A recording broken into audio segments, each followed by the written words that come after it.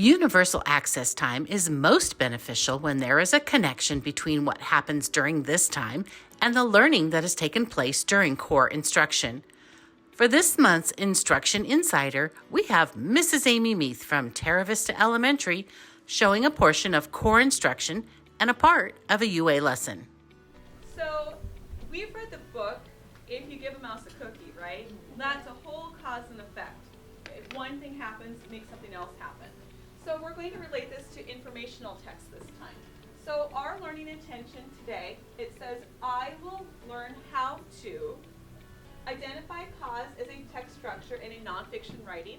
Success criteria, I will know I'm successful if I can identify the cause in a sequence of events. Throughout the lesson, students have the chance to work together in pairs and small groups to talk about potential causes and effects that they find in the passage. Up in the, keeps popping up in the pond in different places. I agree.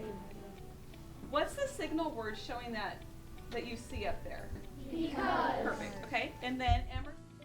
In this part of the lesson, Mrs. Meath is leading her class through a morphology lesson on base words, prefixes, and suffixes.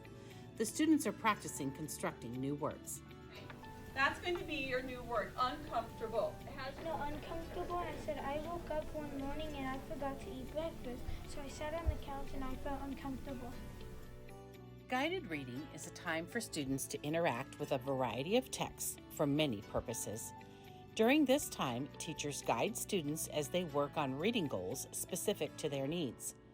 This time can also be used to reinforce and cement learning from the core instruction block using text that is a just right fit for students. This guided reading group is practicing reading and analyzing the text to determine how the author's use of the cause and effect structure moves the text along. How she dances. So we're going to be focusing on cause and effect with this. So one thing is going to make another piece happen in here. Okay? How many of you? Okay. So we're going to be looking at pages right now, pages 2 and 3. So we're going to be using the cause and effect relationship in this book to see how, for her, things happen in her life and what her outcome or what her effect is going to be to that cause that has happened to her. Okay? Soon Alicia was spending all of her free time in the ballet studio.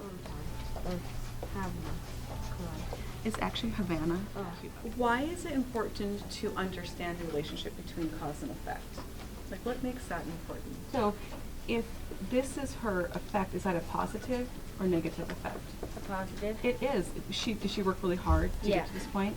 Yes. She accomplished her goal to get to her So career. the effect is she has her first solo role at 11. But what's the cause of that? Why was she able to have her first solo role at 11? Because in here it says that she knows that the teachers have noticed her. Okay, so we're going to be working on building words. Okay. Because word work is a part of every guided reading lesson, the teacher is reinforcing a lesson taught during the core instruction block as students build words in this small group. Students use a known base word, then add prefixes or suffixes to create new words.